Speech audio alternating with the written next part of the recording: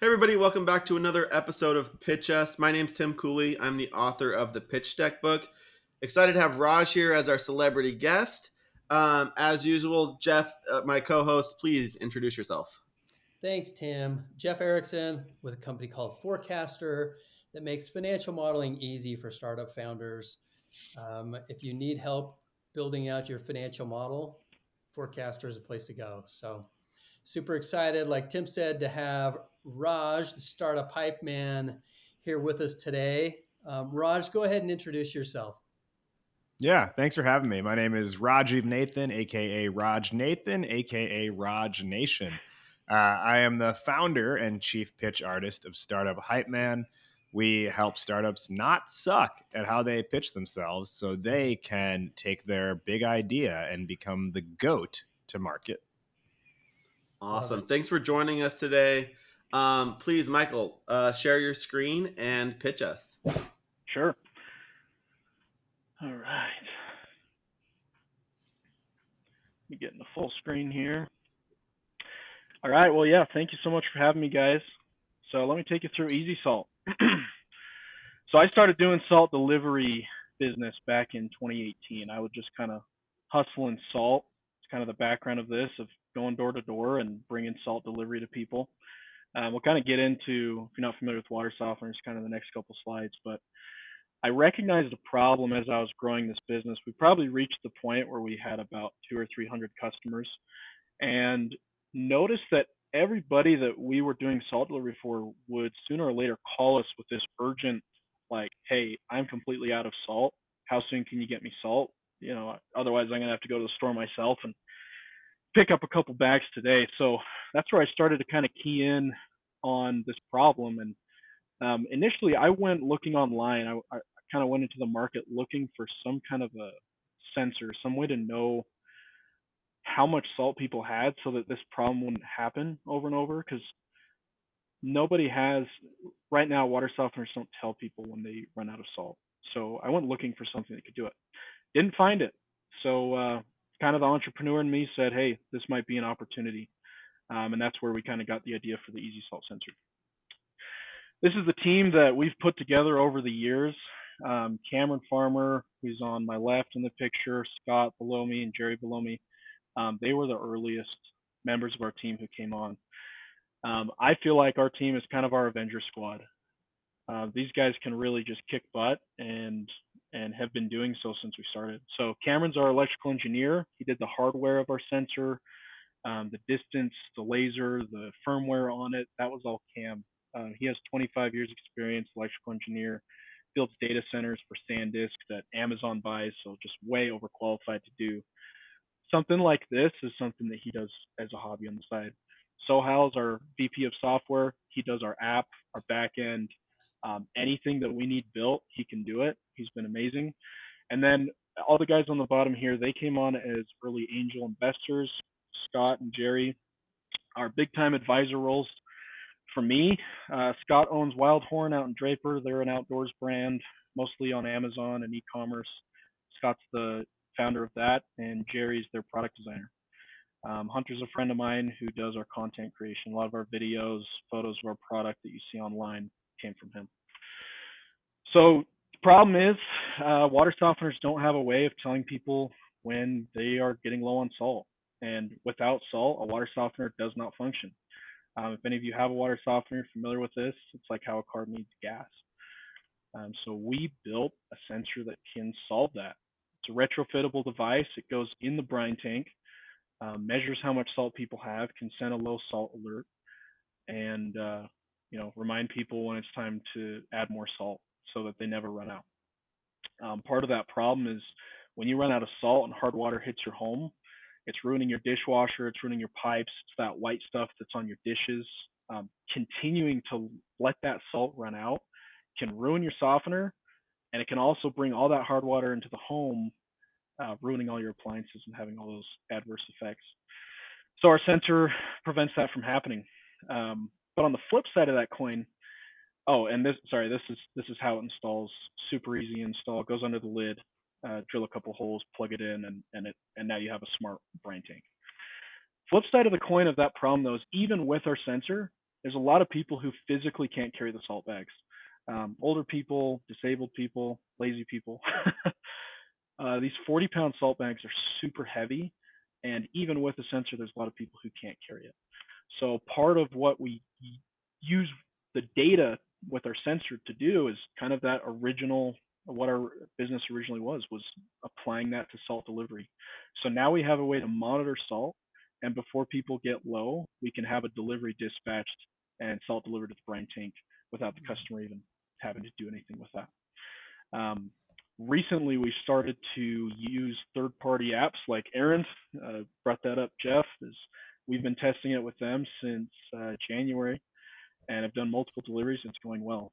So using third-party apps allows us the scalability of where there's tens of thousands of these DoorDash, Instacart, Uber, kind of these gig drivers all over the country. And salt has better margins and can make them more money doing it. And it's something that, if they're physically able to go and haul salt down for people, they can make a lot better money doing it. So competitive analysis, right now, there really is this one similar product to ours out in the market. Pentair came out with a sensor about 6 months after we launched ours in October of 2020. But their sensor has a lot of shortfalls. It doesn't give an exact percentage. It takes a long time to install. You have to empty the entire brine tank, take a reading, put 10 pounds of salt in, take another reading, and then it's kind of calibrated. And it doesn't connect to salt delivery. It's just there as a reminder as long as it works. Drop Connect is a mechanical lever that, the cost of it alone is $166, but you also have to buy a hub since it's Z-Wave, which is another $300 or $400. And then recently we started to see some Wi-Fi water softeners come out. Costco started selling at least here in Utah, the Eco Water system that kind of has a sensor like ours built into it. They start those at over $4,000. So for people that just want the convenience of the low salt alerts, ripping out a whole system and spending $4,000 is usually out of the question. So ours does all those things, and we retail for $100. And then on the salt delivery side, what we do with that, this is kind of our salt as a service model. We charge $10 a month monitoring and service fee, and then the $8 per bag, really that's up to the third party we connect to. With Aaron, we deliver that for $8 a bag, which is the same price that Ace and Home Depot sell salt for, and they can still make a profit. And so this is kind of our subscription side of our business that we're really excited about getting to the masses. And that third party plugin was really something that we had been looking for that solves the scalability problem with that. Right now, the water softener industry is a $36 billion global industry. 80% of the world's water supply is considered hard. And in the United States, there's over 10 million homes that have a water softener. So kind of the TAM, SAM, SOM breakdown here is, of those 10 million in the US that have a water softener, 4 million of those homes are considered to have extremely hard water. That's like 20 grains per gallon plus. That's where you're going through a dishwasher every 3 years if you don't have a softener. And then the sum of that is that 2.5 million of the 4 million are over 50 years or older and start getting to the age where carrying salt bags can start causing back problems and issues. So our most immediate lowest hanging fruit market is that 2.5 million customers that have extremely hard water and they're getting older. And what we want to capture that $10 a month subscription, that'd be 25 million MRR, 300 million annual revenue if we were to capture that sum of our target audience. Company timeline, this kind of shows you where it began. This was our unapologetic early prototype where we were doing this in a garage. And honestly, this whole timeline, all the way till today, these are still ultimately the final assemblies happening in a garage, which is part of what we're trying to raise money to get out of. Made a prototype 2019, November 2020, we launched our 1.0. We did a little friends and family raise of $40,000, which is where we got the money from those investors that you saw earlier. May 21, we recognized that our 1.0 model wasn't super accurate with ultrasonic ratings, so Cameron helped us upgrade to a laser sensor and a custom enclosure, custom board, made a lot of upgrades, and that's our current model that we're on right now. We launched that in May of 21. It's been went good. Got a little inventory loan early 2021 from the Utah Micro Loan Fund. And then last year, we spent most of the year on a B2B push. I put together a little sales team, and we just started dialing phone numbers. I was out there with them. I was doing demos, cold calling, and had a couple sales guys as well. We onboarded about 90 business customers who buy from us wholesale. And then just this year in January, we went live with Ace Hardware. So that's putting our product live on AceNet. So every Ace in the country can now order from us directly and put it on their shelves. And that's live with 5,000 Ace stores right now. So to break down those sales channels a little more in depth, Amazon's where we started, and it's really where we could use somebody who knows this area better.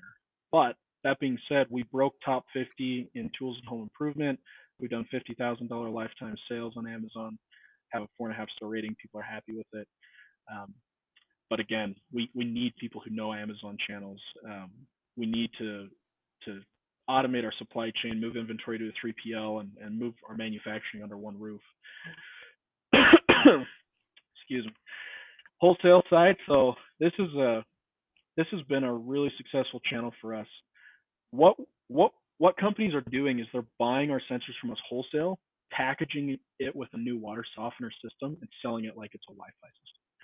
They can do huge markups with that, like $250 extra, $400, $500 extra, because now it's a Wi-Fi system. So we went out cold calling businesses all over the country, onboarded those 90 last year doing it. I won't spend too much time on this, but this is a case study of one of our customers who's just killing it. They sell about 100 softeners a month. They knew they needed to raise their prices because of inflation and employee shortages, and needed a way to increase value so that, people wouldn't just go to a competitor. They started putting our sensor on all of their systems, and they're getting a better close ratio, and they're getting more referrals. It's just cooler. They're catching up with the 21st century here by retrofitting these onto all their softeners, and their cost on these is minuscule compared to what they're selling it for. And then Ace Hardware. So this is kind of placing our sensor at the top of the funnel. One of our challenges with Amazon is it's bottom of the funnel, right? So you go on Amazon looking for, you already have a product in mind, and now you're going to get out there and compare price and reviews and find the right product to, fill that need that you have.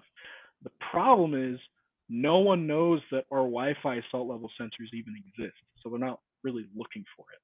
That what we've achieved on Amazon is organic, people who are looking for it, and usually it's kind of techier people. Ace puts our sensor right where people are buying salt. So we did a test market in Provo, Orem, and Harriman, 3 Ace stores locally. We put a crappy little sign next to the salt, put a couple sensors on shelves, and each of those locations was selling 5 sensors or more every month, which is a lot more than they're used to selling with something at this price point. So that got us a conversation with corporate, made us go live, and so kind of our goal is let's get our sensors into all the Ace stores. And kind of the market opportunity of that is, if you figure we can sell 3 sensors a month, which is less than we saw before in each store, that'd be $7.7 million in annual sales just from Ace Hardware stock. Ace Hardware is our intro into the rest of retail. Way we see it. If we can get good traction in Ace Hardware, it's going to open doors to Walmart, Lowe's, Costco. I actually met with Costco. They're interested, but they kind of have a policy they don't bring on vendors until they're at $1 million of revenue. So we're not there yet. Once we achieve that, this is something Costco's interested in. So lifetime traction so far, sales we've achieved from our garage. You can see most of that is B2B from this last year. Did about 95,000 in sales on B2B, about 50,000 Amazon, and a little trickle from our website. So this is kind of what our test has gotten us. We put the sensor out into the world to see if people would buy it, and they are. And now we're ready to move out of a garage. So our 5-year goal, we want to have 2.5 million homes in the U.S. to have a EZsalt sensor. That was that SOM. And in those 5 years, we want to have 500,000 of those customers subscribe to Salt Delivery. That's kind of the data that we've seen, and just selling local here in Harriman and in Salt Lake, where we've done Salt Delivery, is it's about 15 to 25% of people who have the sensor also opt in for Salt Delivery. And kind of the roadmap, how we're going to get here is broken out right here. Won't go too much in detail, but basically, immediate need is we need to get our manufacturing under one roof. We need to build our team, scale our sales team, our customer support. Big time need for software developers to help integrate our product deeper into the, home automation and Alexa and these other third-party apps for salt delivery. But this is kind of what we're going to try to do. I mean, it's going to start with Ace Hardware, and once we can really get a good test market here, kind of in this region, Western United States, then we start rolling it out to all the stores nationally. With that, we'll have enough traction and data to get into some other stores. That revenue will feed into our e-commerce and Amazon side. Hopefully, we could. Well, not hopefully, but by that point, we'll be able to contract either have an employee that can manage our Amazon and e-commerce stores and scale that side, or contract a company to do it for us. And yeah, 4 years out by 2026, EZsalt's in all your local stores. You walk into Walmart, Lowe's, it's just a salt level sensor is something that people know exists. It's kind of a household item at that point, and we've hit 500,000 salt delivery subscribers. And kind of touched on this in the last slide, but use of funds are going to go. We're looking to raise $250,000 to $500,000 for this round. The fund's going to be to build a go-to-market team, sales, customer support, marketing, and then invest in our supply chain, move manufacturing under one roof. If you want to know, right now our manufacturing comes from 7 different vendors, and then we do final assembly literally in a basement. We have a kid here in Harriman who's doing final assembly. So actually getting under a real manufacturing roof will really help our bandwidth. And then software development, huge need. I'm sure all of you guys are involved in software companies, but that is ever evolving. Improving our app integrations with Alexa, Google, just kind of getting the sensor more deeply integrated into the smart home ecosystem. And that's it. So Awesome. Please bring on the feedback. Thanks, Michael, for sharing Yeah. that. So sweet. So what we love to start with is, things that we really liked. So Raj, why don't you kick that off for us? Yeah, definitely. Thanks, Michael, for the pitch. Just a few quick things that I think work well and make sense to me. I think functionally the product makes sense. And I think it's the fact that you just have a sensor and an app. We have enough general idea of how technology works with IoT stuff at this point in time that photo is like actually incredibly helpful in understanding the entire system. I also really like that there's a delivery component to this as well. I think Salt as a service model is like a genius framing of that. So I love to see that. And to me, it actually indicates like creation of a new category, which is pretty exciting. I also I'm into the traction you've had thus far. I actually think you can be even more like, I'll get into some of that and some of the feedback, but I actually think you can showcase your traction in an even better way and make the success you've had sound even more convincing. But I love to see that, the Ace Hardware stuff. I also really like that, like, along the lines of the Ace Hardware thing, just framing it as simple as all we need to do is sell 3 in a single month in a single location. And that gets us to, I think it was 7.7 million in revenue, right? I just recited that slide back to you, which means that slide worked. And I think you probably talked about that 5 minutes ago. Yeah. I was surprised you remembered it. That's my upfront on the good. Jeff, what'd you like? I agree with Raj. Some of the things he said. I think there's ways that you can really highlight your traction. That was one thing that stuck out in my mind. And again, as we get into the feedback, maybe there's some ways we can highlight that a little bit differently or better. But the other thing that I liked, kind of related to your traction, was the wholesalers. I think that market looked really interesting in the fact that you have B2B sales. The B2B sales you had so far are outpacing anything else. So I thought that was really, really good. And I thought, I mean, you're a great presenter in terms of easy to listen to, easy to go. One of the things I think we will work on is being a little bit more concise um, and hitting the time. I think we were at like 15 minutes or so, Hmm.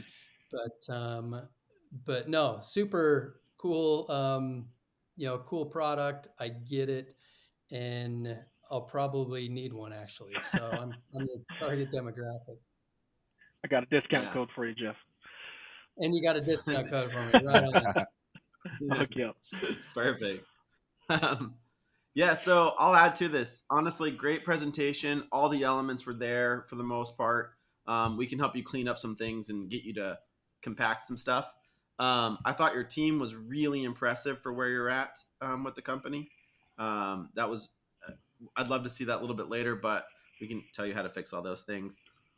But I mean, the product's so simple, so easy to understand, and you can just, as a investor, I'm just seeing all the ways that you could make money in the future.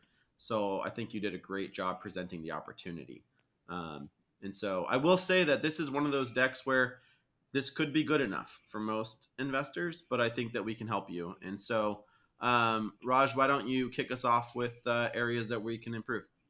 Yeah, right on. The caveat I'll call it up front, Michael, is it's generally always easier to spot what you would improve than it is to spot what you really liked. So I'll say more on this, but I just want you to know that Hey, up that's what I'm front. here for.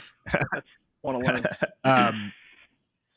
Okay, so overall, I think the design can definitely be improved. Like, there's a lot of slides where there's just way too many words on them, and there are parts where you're kind of forcing your audience unintentionally to decide either listen to me or read what's Sure. on the slide. And when given that choice, the brain will naturally default to reading, and then we miss what you're Sure. saying. So just I think cleaner design, a little bit more like professionalized design, and then reducing the amount of words will go a long way. Also, on that point, you can kind of visually organize information in a way that creates a natural flow for the eyeball to move through. So really think through, like, where do you want someone starting when they look at that slide, and where do you want their eyes to finish, and organize the information appropriately.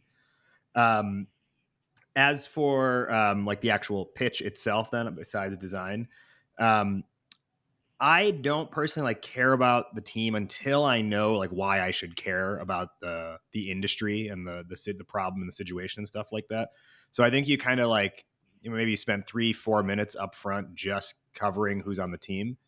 And that, I think, is information. And I think Tim kind of alluded to that just a minute ago. That stuff you can save for the back half of the deck. Get us really hyped up on like why this matters, and then reinforce it with the fact you've got a team to execute. I'll tell you, I live in Chicago. I have zero problem awareness or situation awareness of this.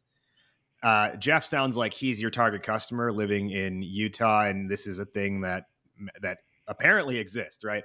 I had no idea salt was even involved in my water before coming into today. So unless I'm swimming in the ocean, right? So unless you are, and maybe you're just geographically targeting only investors in that region, maybe it's fine. But I would say, like, I think you got to have some like situational awareness up front first to help put us in to help us understand what's the scene today, and then start talking about the problem from there. And I also think, on like to that point about talking about the problem, you have actually a B2C and a B2B2C model here. And I think both of those can be highlighted in the problem to really help us understand the magnitude. It's like, hey, individuals are at home and they're struggling with this thing. And also you have all these retailers who are working with processes from the 1950s, and they can't do any better. And we're here to serve all of them. Right. I think that would really help us understand the magnitude up front. And then it felt like the way you talked about, like, to me, that delivery with the integration with DoorDash, right, and doing monthly delivery that's kind of automated when the sensor gets low or the levels get low, that to me, it almost came off like, oh yeah, we also do this. And I think it's like, pitch that in a way where it's almost like, but wait, there's more, as opposed to, oh yeah, it also does this thing. And then last note I'll say is, last two things I'll say. One is, bring like a little bit more like energy into it. Jeff's feedback, this is where you'll get, different feedback from different people. Jeff was like, hey, you have a very conversational style. It's easy to follow. To me, I'm like, it's easy to stop paying attention. Get bored. If something, if I get a notification that triggers me, like in the corner of my screen, it's easy to look at that instead. And I'm not saying don't be yourself, don't be natural, but I think if you are just a little bit more intentional with the words you use and you tighten it up, it'll keep attention all the way through. Mm-hmm. Okay, now the last note I'll say, just a general, not necessarily on the pitch, but just general, something to consider is don't over assume how easy the install process is for the average person. And I say that because I think your process was like drill 2 holes and then something else, right? Right. Tighten a couple screws, plug it in. Yeah. So like, is that easy? Sure. Is drill 2 holes actually a limiting factor for a lot of people who aren't handy? Yes. And I am not a handy person at all. And I actually felt pride in my life when I figured out how to like use a power drill recently, in the last few years. Not that I had never used it before, but, not screwed up. But I'll tell you, like, my wife and I, we bought the Nest thermostat when we moved into our house a couple years ago. And she was convinced we needed to also hire the person at Best Buy to come in and install it, even though it really is drill 2 holes and connect a couple wires in the back. I had to convince her, no, I can figure this out. And I did, right? But just as you think about bringing this to market, it is an easy install. Just think through like the lowest common denominator of user and really getting home to them that like, maybe you use a different term than drill 2 holes. Because I know for enough of your potential customer base, that could potentially be like, oh, that seems like a lot of work. Or I don't want to ruin my drywall or something like that. Even though it's not drywall. I get, you know what I mean? I should, yeah. And if I could pipe in on that, I should have added grandma friendly, because this was tested with grandmas. And that, yeah, right. My That's mom and like my stuff wife's like that. parents. It's so easy. Grandma can do it. Yeah. That actually is more convincing than drill 2 holes. It's easy. No, totally. And that is something, how it mounts is something we're always looking for better ways to do it. But I definitely agree with that. All right. Raj, great points. Yeah. And I was going to mention one of the things that Raj was saying was, there were some of your slides that had a lot of words on them. In fact, I don't know if you can bring this one up, but your first slide where it was our story. Yeah, let me grab it. That was one where, I think for sure. If you look at this slide, it was all words. Right. There's a little picture of you up there with all those words there. Honestly, you could start this presentation out with you carrying a bag of salt, a picture of you carrying a bag of salt. That's all you have to have here. Yeah. And that your picture tells 1,000 words, something like that. I actually like the way you started the presentation where, you have experience in this space. It's like, hey, I delivered salt for X number of years. And so I think if you can, I like that you start out with that story, just not a paragraph of text that I might get distracted and start reading. So that's one thing. Raj also mentioned that, just kind of the aesthetics of your pitch deck. I think you could, a once over pay somebody $40 on Fiverr or something. They could probably pretty it up a bit. And I think it'd be worth that $40-$50 or whatever. The other thing is, Raj and Tim have already said this, but your team slide was in the front. That actually works in a lot of cases. This one, I agree with Raj and Tim. I think that, I might put that towards the back and establish a story before you start talking about the team. I think having you and your experience be enough to kind of lead us into the problem is enough there. But then on your team slide as well, I noticed that the pictures were all kind of fuzzy. They're all kind of, all over the place in terms of, one was dark, one was white. And I would just kind of clean up that slide, make it look real nice and professional with your team members. They're Facebook profile pictures that I save image as. So yeah, definitely not professional.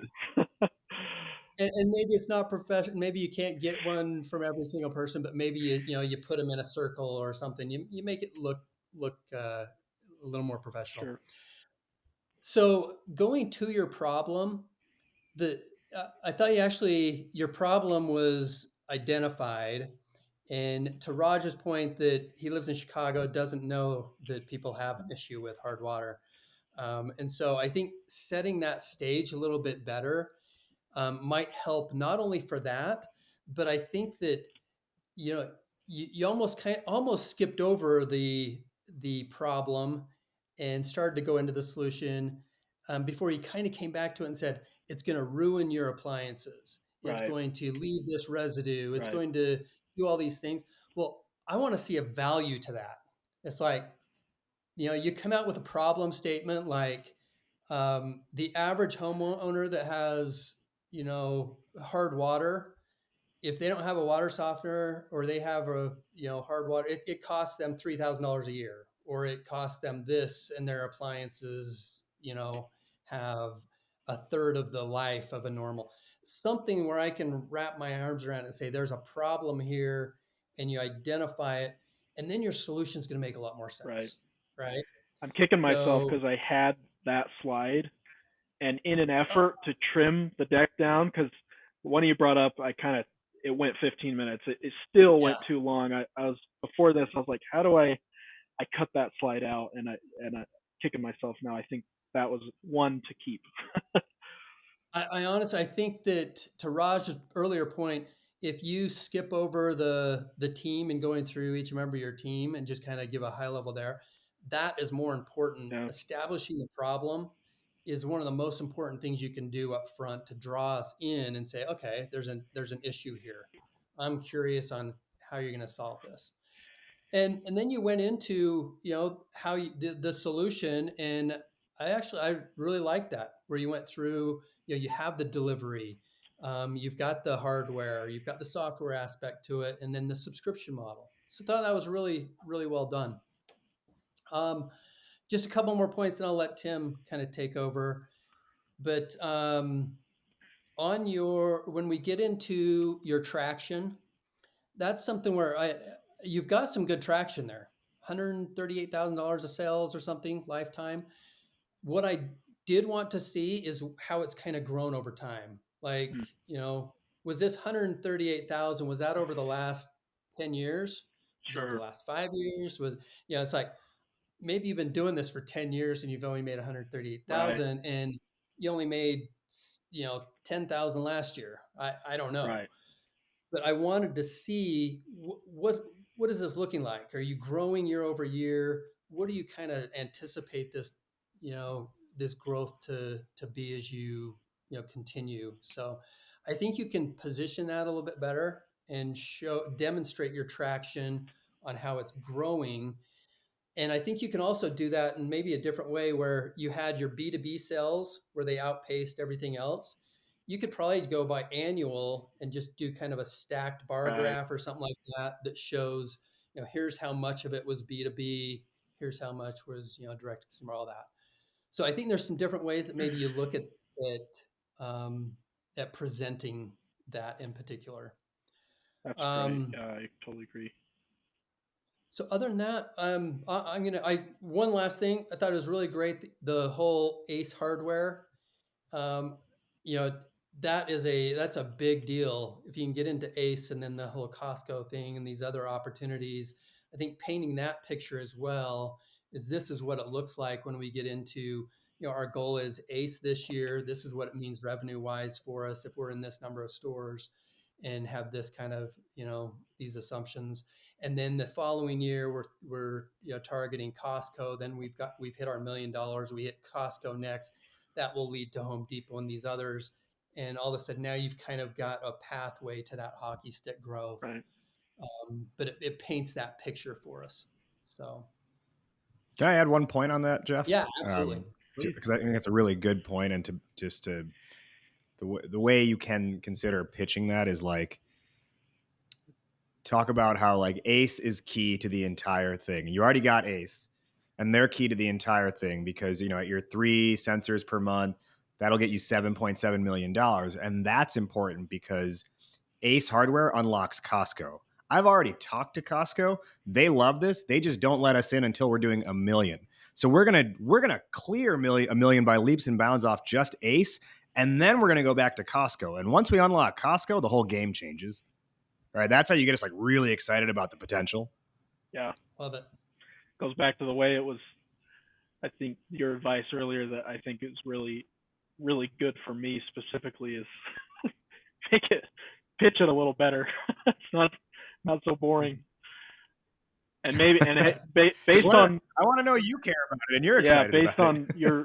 your plug at the beginning, that seems like the kind of thing you help founders do. So we might have to connect afterwards. Just check out one of Raj's videos or webinars, and you'll get pumped up going into this. Get the energy. Take a lesson from him about getting hyped. And I came up with a cold today. Today's been miserable, so you guys caught me like crashing already. Oh, he's calling in the immune system as his fallback. Awesome. Okay, Tim, what you got for us? Yeah, let me add to this. So I just want to reiterate a couple things that have already been said, and then I'll add to them. Getting that you've got a really great backstory of why the business exists in the first place, right? Leading into this is what I've learned will help you set up your problem statement, right? By delivering salt, this is what I learned was the problem, and that will get you that really clean. People didn't know when to reorder, blah blah blah, right? And then that whole thing about bags are heavy, right? That leads into that subscription model, which you can follow up with what's basically the slides that you have now. It's a really clean message once you set that up, right? To Raj's point, who has water softeners? I think that's something missing. Yes, you could be in all the aces, but like I'm in New York, we don't have water softeners here, right? So I think really understanding, like, yes, in Utah, my house in Utah has a water softener, and this is a problem, right? Like I forget about it, and then we go and fill it and it's completely empty. So I think you do need another data point in here on how often water softeners are completely refilled.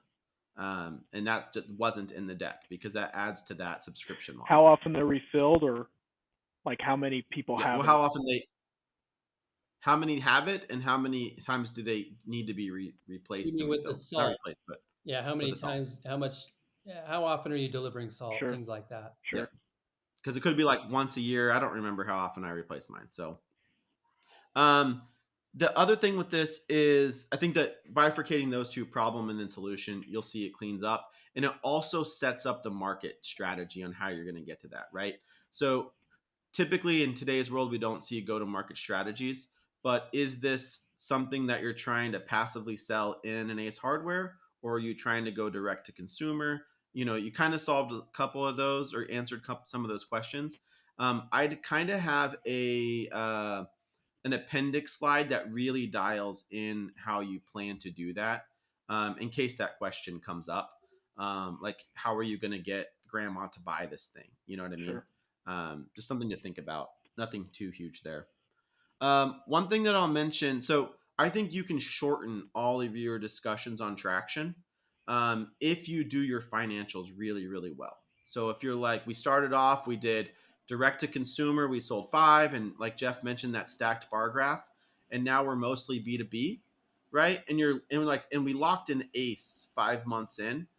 I don't really need much more of that story. I might ask you about it, but I know it's really important to you. It's what it felt like, at least, that the way that you got Ace. And you might want to try that out. One of the things that we recommend is practice the presentation different ways, different formats. There's a group in almost every city called 1 Million Cups. Highly recommend practice pitching, test different formats out through an organization like 1 that. 1 Million Cups? Yeah, 1 Million Cups. Great organization.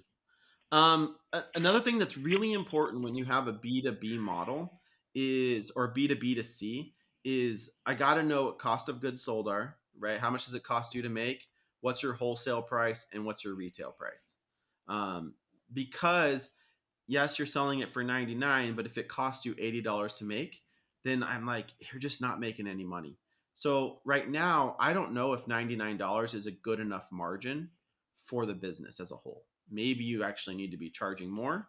If it's costing you $5, then that's great, right? You're doing very, very well. So Yeah. think about those I think kinds of that things. highlights the wordiness problem because on my solution slide at the bottom in kind of small text it says retails for 100, landed cost is $17, wholesale price is 50. Buried at the bottom, Yeah, clearly, didn't even see yeah, it. didn't see it. Is too wordy. So kind of a Yep. two-edged feedback there. And call it out too in the presentation, so it's make sure everyone hears Sure. about it. Um, when it comes to the ask itself, and Raj, love your opinion on this. I don't recommend ranges. You know exactly how much money you need, and so you're not going to take 250. You're getting 500,000 because that's the team you need to do the right things. And I don't know if 500,000 is the right number for you actually. Usually, what I recommend is how much team you need. Each person's worth 100,000, and then you need some money for marketing. So really make sure your numbers are the right numbers. Those are just very generic numbers, but it kind of works out, right? Like I would say, like that's a team of 3 with 200K in marketing spend, Sure. right? Something like Sure. that. Like Jeff mentioned, I would love to have seen month over month sales. I liked that way that you did that because it showed that B2B, but I wanted to see some growth. Um, and then my final thing, and this is like my Tim, if I could change the world with this one thing, is don't end with a thank you slide. End with your ask slide. Put your contact information there because typically that slide gets the most airtime. Remind us what you do. So put the logo. We make salt delivery automated and easy to get. This is what the use of funds are. Put your contact information and then just leave that slide up. Your book freaking says that, Tim. It does say that. Yes. It very What am I much doing? does. It's okay. You say it just like that. The thing that bugs you the most. I know. I guess I just did it to spite you. So I know it's all good. So with that being said, and this happens with every pitch. A lot of the investors in the room have never heard of you before, never heard of your product. So based on that, Raj, based on what you heard today, would you move this company into due diligence?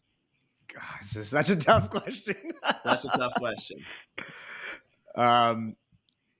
Okay, so yes, there are several improvements I think that could be made. I don't think it's an industry I could personally help with. However, I think with some cleanups that we suggested, I personally would not move it to due diligence, but I actually know someone who I think would want to see this and would move it to due diligence. There you Great. go. So he's got Jeff? somebody he can introduce you to. Okay. Yeah. So that's not a bad thing. Bad result from a pitch. I'm gonna say I'm almost there, and part of it is because I am your demographic. I've got hard water. I could probably actually use your product, and so let's talk on the customer side. The on the investment side, I think I want to see some of that traction of what happens actually with at Ace. I'm not convinced by 3 stores that they sold a bunch just there. I want to see a little bit more more traction, I guess, through that because that is such a big piece of this.